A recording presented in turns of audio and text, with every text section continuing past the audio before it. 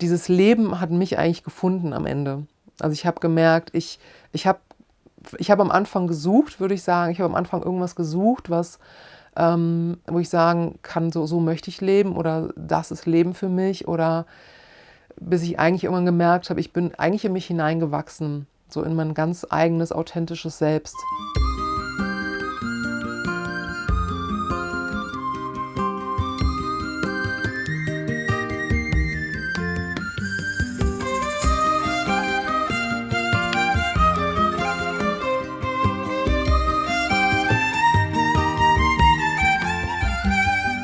Ich bin Anna und ich lebe in einem Bauwagen.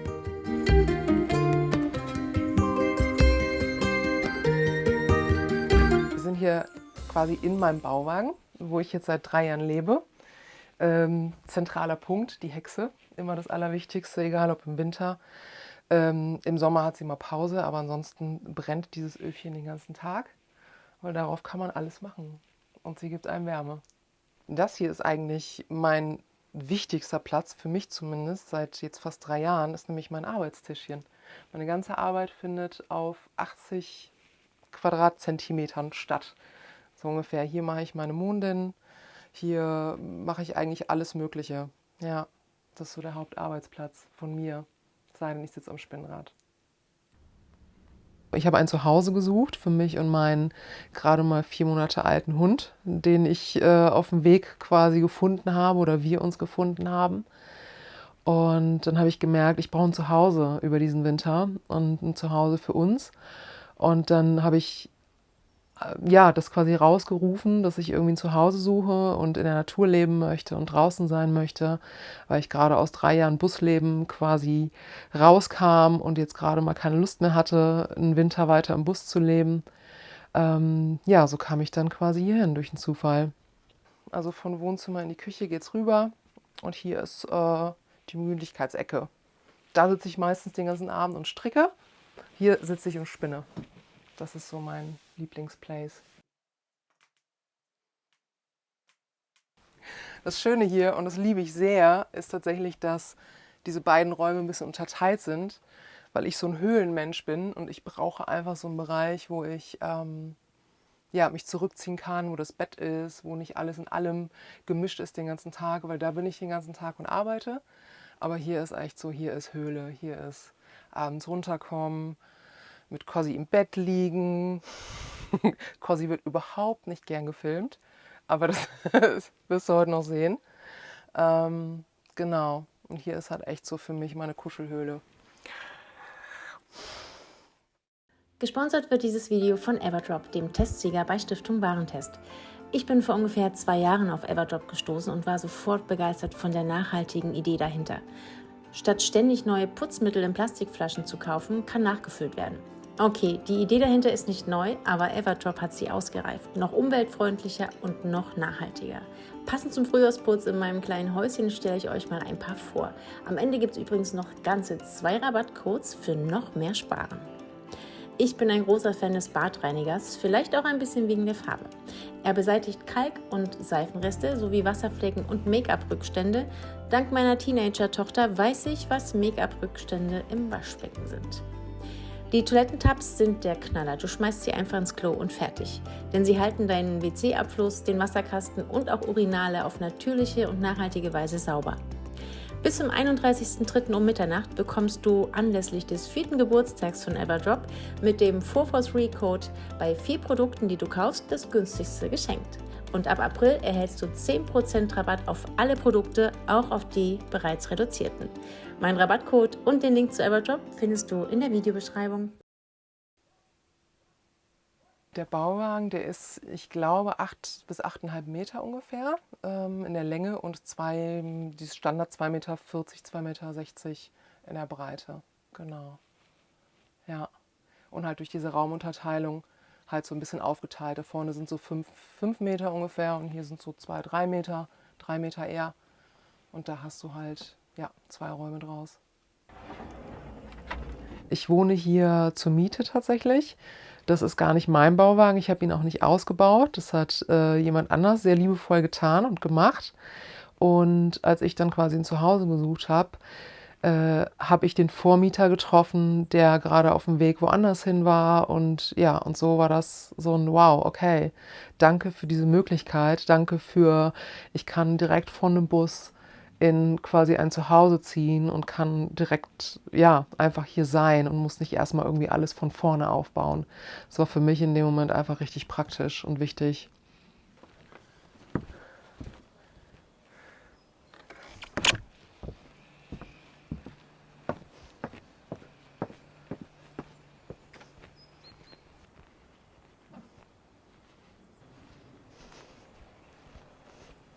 Auch in diesem schönen Garten ist diese Jurte, die wir jetzt muss ich kurz überlegen, also jetzt vorletztes Jahr quasi hier hingebaut haben.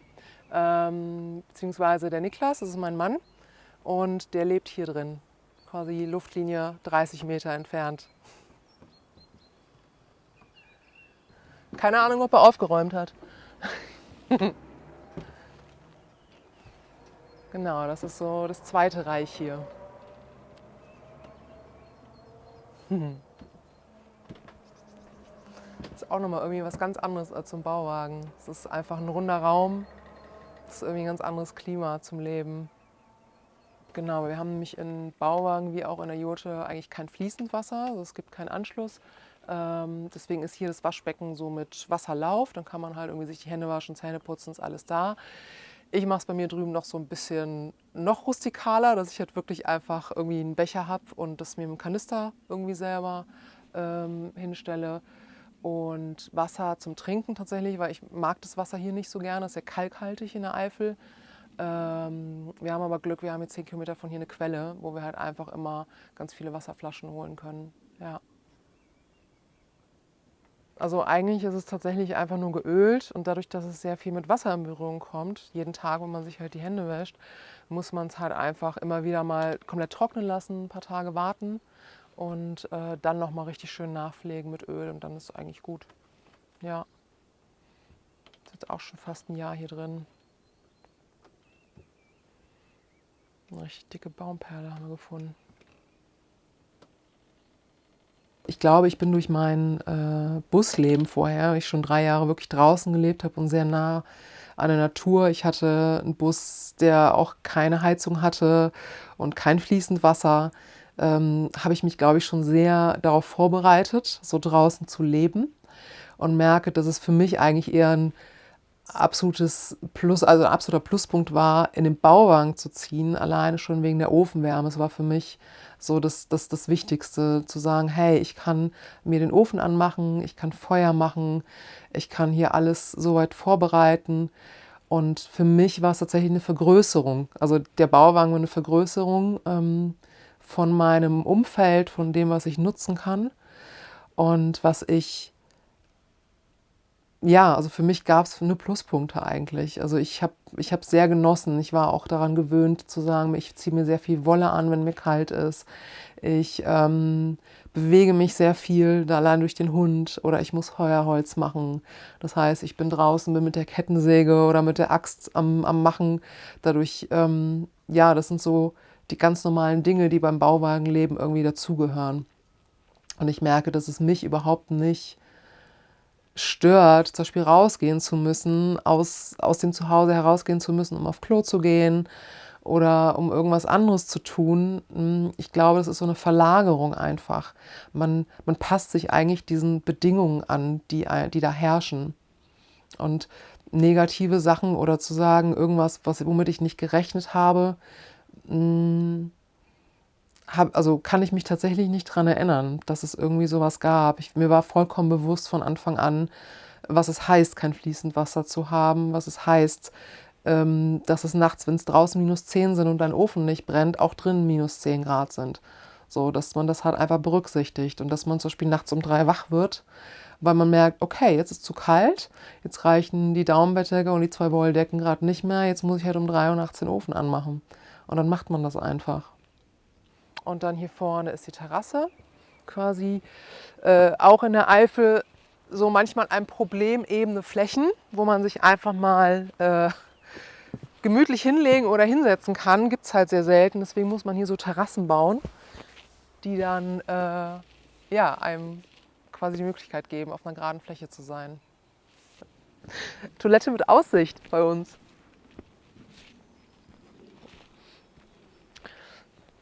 Ich hatte nämlich irgendwie keine Lust, damals die ganze Zeit ins Haus zu laufen, um auf Klo gehen zu können. Und deswegen habe ich mir hier ja, so eine schöne romantische Bude gebaut. Ohne Abzug, ohne alles. Quasi ein ganz typisches Plumpsklo.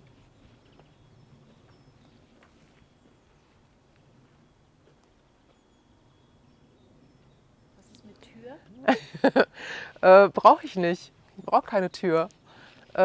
Ich mag tatsächlich einfach da rausgucken und man sieht einfach nichts. Also jetzt gerade sind die Bäume zwar noch sehr kahl, aber im Frühling, so in 3, 4 Wochen, sieht das hier schon komplett anders aus. Dann ist hier alles grün und dann bist du hier wirklich einfach komplett abgeschottet für dich und hast halt im Garten einfach ganz viel Grün. Das mit dem Badezimmer ist tatsächlich sehr einfach gelöst und auch super schön, weil das Haus oder ein Haus ist halt nur 50 Meter entfernt. Da kann ich die Dusche mit benutzen, da ist ein eigenes Badezimmer. Es gibt nämlich auch noch ein paar andere Mitbewohner quasi hier in der Gemeinschaft.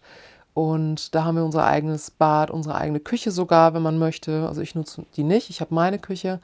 Aber da ist alles, was ich brauche quasi. Auch die Waschmaschine ist da und ein Trockner.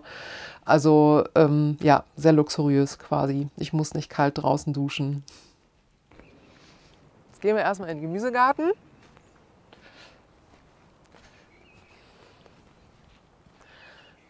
Hier quasi auch noch so ein bisschen Winterschlaf aktuell, aber zumindest schon mal ein bisschen vorbereitet, die Beete. Ich darf hier diese 6 Hochbeete quasi, habe ich hier vor 3 Jahren hingebaut und nutze die zum Gemüseanbau. Als ich damals hier hingezogen bin, ich war einfach 3 Jahre unterwegs, war sehr viel mit Menschen zusammen auf vielen Festivals, habe 3 Jahre einfach mit sehr, sehr vielen Menschen irgendwie Umgang gehabt und bin dann, als ich hier hingekommen bin, mir war vollkommen bewusst, dass ich jetzt gerade eine Zeit der Ruhe brauche, der Verarbeitung und auch wirklich so ein bisschen mal alles sacken lassen, was 3 Jahre lang passiert ist. Und auch um herauszubekommen, was ich eigentlich möchte und wo ich mit diesem Leben hin möchte. Und ein halbes Jahr lang habe ich eigentlich wirklich diese Zeit sehr genutzt, zu sagen, ich sitze hier einen Winter lang, ich habe den Ofen angemacht, ich habe gekocht, ich war stundenlang mit dem Hund im Wald, habe die ganze Gegend hier erkundet und ja, war einfach nur unglaublich dankbar, wirklich jeden Morgen hier aufzuwachen, so morgens aufzuwachen und Vögel zu hören, den Wald zu hören und nicht als allererstes irgendwie von der Straße oder von irgendwas geweckt zu werden. Das war, das war richtig, richtig schön.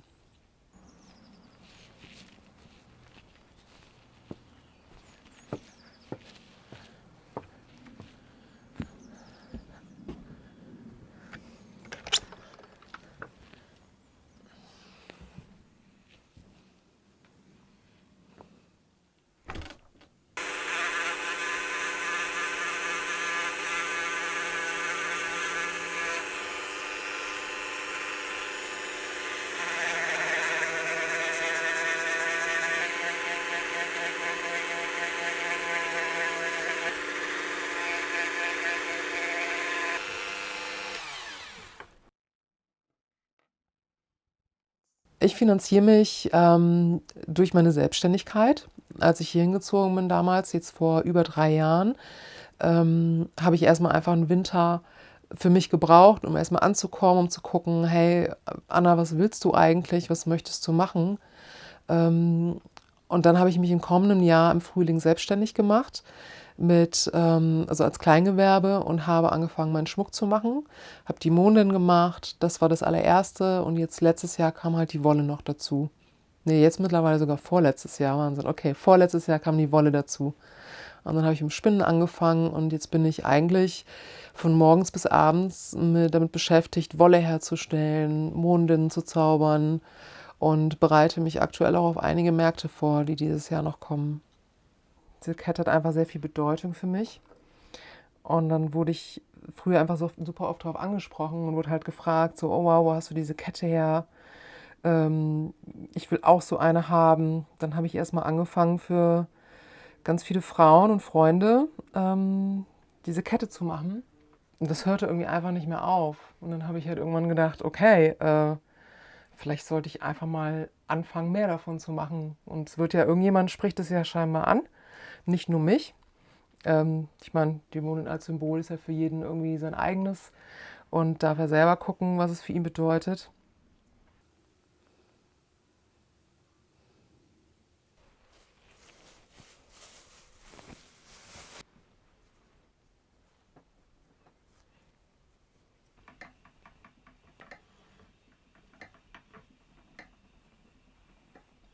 Ich habe mir das Spinnen zwar selber beigebracht, fange aber jetzt an, tatsächlich auch es weiterzugeben und mache Kurse, biete halt Einzelkurse hier an, mache die hier zu Hause bei mir. Und das ist gerade richtig schön, weil sich einige Frauen bei mir melden, die das gerade lernen wollen. Und das macht richtig Spaß. Ja, ich habe mit dem Spinnen angefangen, eigentlich, weil ich nicht die Wolle bekommen konnte, die ich gerne hätte zum Verarbeiten. Weil die ganze industriell hergestellte Wolle oder wenn man in einen Wollladen geht und sich Wolle kauft, man kann zwar auf tolle Herkunft achten und auf gute Haltung und alles, aber ein Produkt, was mit der Hand gemacht worden ist, hat einfach ein komplett anderes Aussehen. Es ist halt nicht geradlinig, es ist nicht, es sieht nicht eben aus wie von der Maschine gemacht, ganz einfach. Und ich habe gemerkt, als irgendwann mal so ein spezielles Garn auch noch vom Markt verschwunden ist, habe ich gar kein Garn mehr gehabt, was ich gerne gehabt hätte. Und dann war ich an einem Punkt, wo ich merkte, okay, ich muss jetzt selber anfangen. Irgendwie muss ich es schaffen, mir das beizubringen, um auszuprobieren und um zu gucken, ob ich das Garn machen kann, was ich selber haben möchte. Weil die Produkte, die ich gern trage, ich möchte, dass man sieht, dass es mit der Hand gemacht worden ist. Das ist mir total wichtig. Und das sind dann so zum Beispiel die Sachen, die ich herstelle.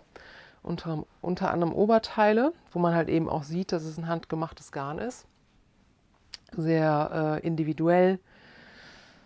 Und die Wolle, die ich auch herstelle, quasi als ja, Single-Garn, sagt jetzt nur den Strickexperten etwas, oder ein gezwirntes Garn. Sowas mache ich dann. Genau, und am liebsten trage ich meine Sachen auch eigentlich selber. Ich glaube, deswegen stelle ich sie auch her, was halt einfach voll meins ist. Dieser Lebensweg, den ich irgendwie für mich beschritten habe, das habe ich ja nicht geplant. Also es kam einfach dadurch, dass ich einen Schritt nach dem anderen gemacht habe. Ich hab vor, ich glaube, 13 Jahren noch in einem Büro gearbeitet, habe Überstunden geschoben, habe irgendwie versucht, meine Wohnung zu zahlen und alles, was man so braucht quasi. Und habe dann auch erstmal irgendwann plötzlich einen Moment gehabt, wo ich gemerkt habe, so hey, ich mag das gerade nicht mehr, ich kann das nicht mehr und ich kann auch einfach nicht mehr. Und wofür bin ich eigentlich hier? Also wofür bin ich auf diese Erde gekommen? Was soll ich hier eigentlich tun? Und dadurch kam halt der erste Schritt. Und der erste Schritt war damals für mich so, hey, ich merke, ich möchte mehr erkunden. Ich will nicht bis ich 60, 65 bin, in diesem Büro hängen und einfach irgendwas tun, was aber nicht dem entspricht, was ich bin, sondern quasi für jemand anders zu arbeiten.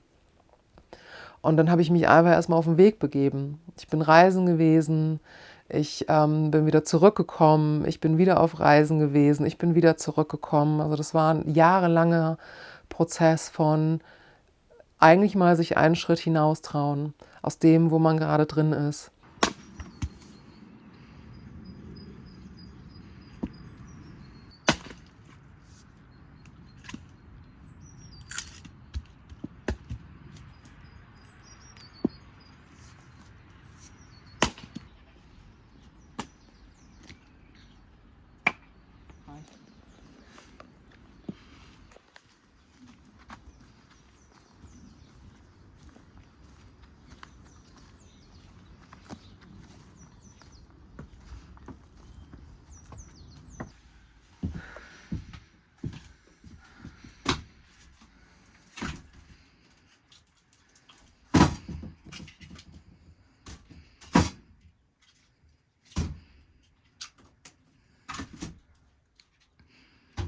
ja, eigentlich so das, was mir das Wichtigste ist, ist am Ende am Ende zu stehen und zu sagen, das war geil. Das war alles richtig gut und ich habe Fehler gemacht und ich habe Dinge ausprobiert und darin aber mich gefunden. So, und das kann ich eigentlich nur jedem empfehlen. Und wenn es viele Ausreden gibt, wenn es viele Gedanken gibt von, ja, ich kann aber nicht, weil, das hört man ja auch verdammt oft. Ja, aber da drin, in deinem eigenen Kosmos, kannst du Schritte verändern, kannst du Dinge verändern, kannst du sagen, hey, jetzt gerade noch nicht, aber ich könnte einen Schritt darauf zutun, wie sieht der aus? Und einfach in eine Handlung kommen. Und manchmal braucht es Phasen, wo gar nichts passiert. Gehört genauso dazu. So, manchmal sitzt man auch irgendwo rum und jemand meldet sich bei dir und bietet dir was an und denkst dir so, oh wow, hört sich gut an. Ich probiere es mal aus. Und es kann halt sein, dass du wo landest, wo du keine Ahnung hattest, wo du landest.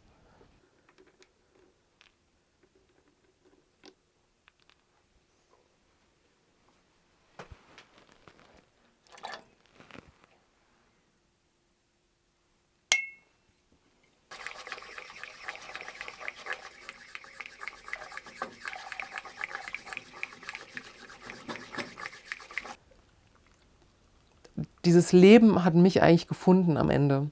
Also ich habe gemerkt, ich habe am Anfang gesucht, würde ich sagen. Ich habe am Anfang irgendwas gesucht, wo ich sagen kann, so möchte ich leben oder das ist Leben für mich. Oder bis ich eigentlich irgendwann gemerkt habe, ich bin eigentlich in mich hineingewachsen, so in mein ganz eigenes, authentisches Selbst, dass ich irgendwie jedes Jahr immer wieder begeistert bin, zu sagen, wow, und ich bin irgendwie noch mehr ich selbst geworden. Und hättest du mich vor 5 Jahren gefragt, Anna, du lebst mal irgendwann hier in einem Bauwagen und machst einfach absolut das, was du liebst in deinem Job und verdienst damit dein Geld, ich weiß nicht, ob ich es dir glauben könnte, weil es ist eine Entwicklung gewesen. Und deswegen auch jeder Mensch, der mich auf meinem Weg mal gefragt hat, so, was würdest du tun, Anna, oder wie soll ich es machen, wie könnte ich so ein Leben leben, kann ich eigentlich nur sagen, mach einen Schritt, mach den allerersten Schritt und du wirst deins finden, irgendwann, und es findet dich. Aber sich das nur im Kopf auszudenken, bringt einfach nicht viel. So, weil es in der Theorie bleibt. Und ich merke, wir Menschen an sich sind Menschen, die Erfahrungen machen müssen. Wir müssen hinfallen, wir müssen wieder aufstehen, wir müssen trauern, wir müssen alles Mögliche durchmachen, um eigentlich darin zu finden, was für uns gedacht ist. Und da bin ich der festen Überzeugung, es gibt keinen Menschen, der denselben Weg hat. Die mögen sich ähneln, die mögen ganz viele Parallelen haben, aber halt so, ich glaube, da wartet auf jeden ein ganz, ganz eigener, authentischer Weg.